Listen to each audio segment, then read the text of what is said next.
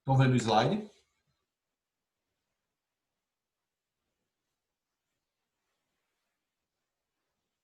Tá. Pronto.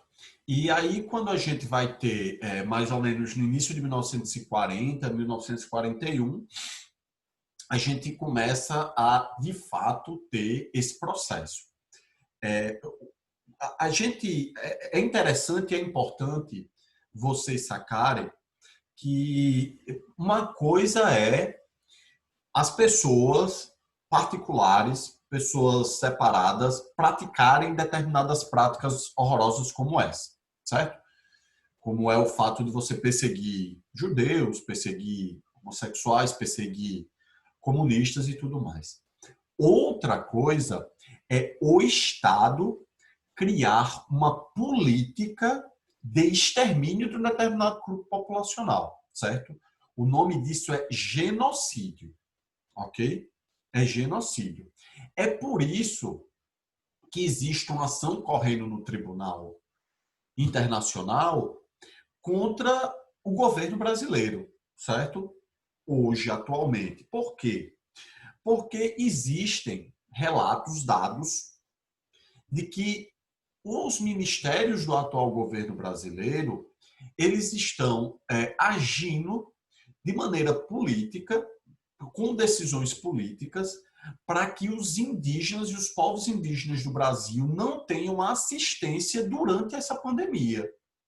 Então, a gente tem, por exemplo, uma circular do Ministério dos Direitos Humanos para proibir o envio de médicos para os grupos indígenas, não fornecer máscaras e etc para eles. Então, uma coisa é um particular agir dessa maneira. A outra é quando o governo age dessa maneira, certo? E é isso que vai acontecer no Holocausto. O governo alemão, o governo nazista, ele vai criar uma política pública para perseguir e matar essas pessoas da maneira mais econômica e mais rápida possível. Isso é o Holocausto, certo? Então, o que é que o governo alemão vai fazer?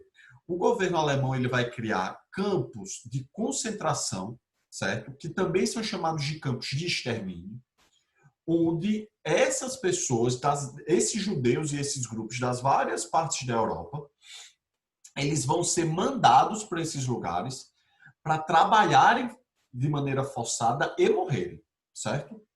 À medida em que a guerra vai ocorrendo e à medida em que o governo nazista, o governo alemão sabia que ia perder a guerra, eles vão acelerando esse processo e eles vão criando políticas públicas para acelerar esse processo, ok?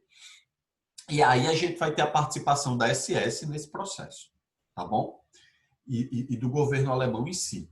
Então, como está no mapa, a gente tinha os vários locais da Europa onde se botavam os judeus e esses grupos na linha do trem, em trens, se abarrotavam essa galera nos trens, pegavam muitos dos guetos também e mandavam essas pessoas para esses lugares, para esses campos de concentração, certo?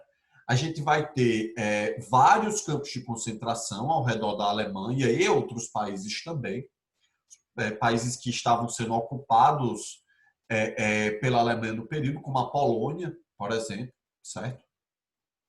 E aí a gente tinha, quando esses judeus chegavam, quando esses grupos chegavam, a gente tinha um processo, certo? Como era esse processo? A gente tinha a separação de homens e mulheres, de idosos e de crianças, e os homens saudáveis, eles iam trabalhar, eles viravam escravos, ok? E as mulheres e as crianças e os idosos iam para o que a gente chama de câmaras de gás. Essas câmaras de gás eram grandes lugares, onde às vezes cabiam 1.000, 2.000 pessoas, e os judeus, desculpa, os alemães, né, diziam, os nazistas diziam que eles iam passar por um processo de desinfecção, então tiravam as roupas dele, botavam esses lugares, tinha as duchas lá em cima, só que em vez de sair água, saía um gás, que foi criada por uma empresa farmacêutica que vocês conhecem até hoje, chamada Bauer. Já ouviram falar dessa empresa? Ela está até fazendo junto com a Magazine Luiza, o trainee específico para negros também. A Bauer, essa empresa farmacêutica, criou esse gás chamado Zyklon B. E esse gás era o gás que matavam os judeus nessas câmaras de gás.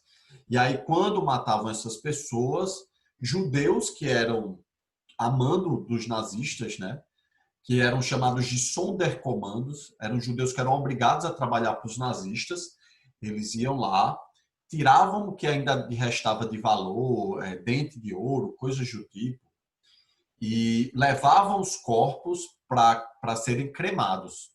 Então, era como se fosse uma indústria. Literalmente, era uma indústria da morte. Chegavam nos trens, eram mortos nas câmaras de gás, os corpos eram levados para cremação e isso se repetia durante 24 horas do dia. 24 horas do dia, essas pessoas eram mortas. Os homens saudáveis eram obrigados a trabalhar para essas empresas.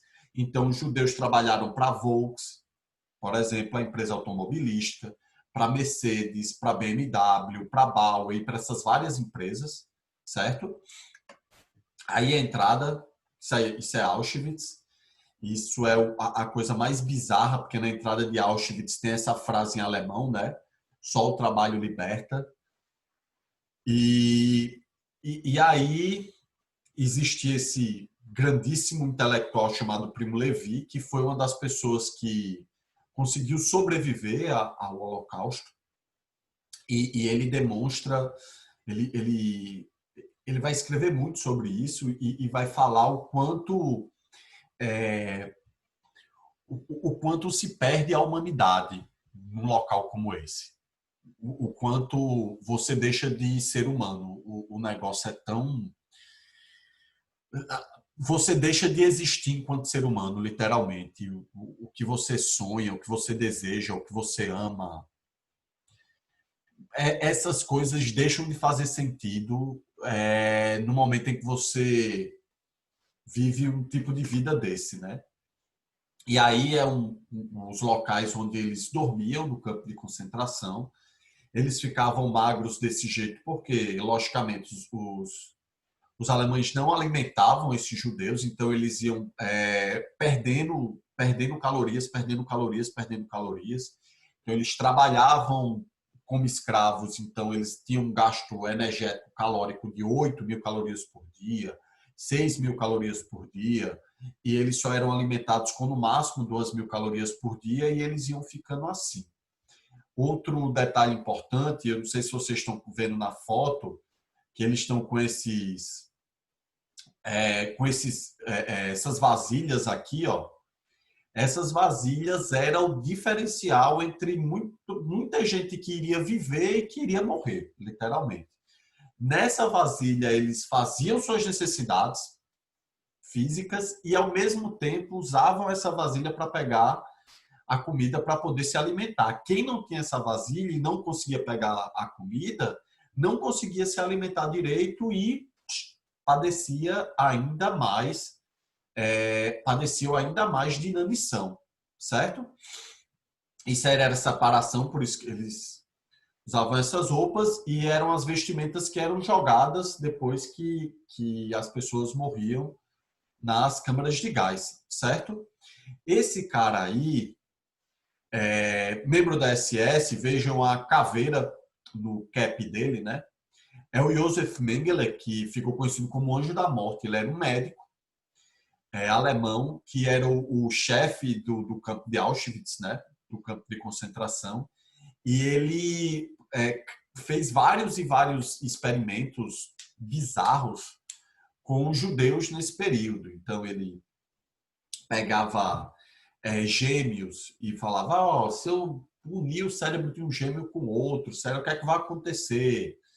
Ele inventava isso e ia lá fazer a cirurgia com os gêmeos.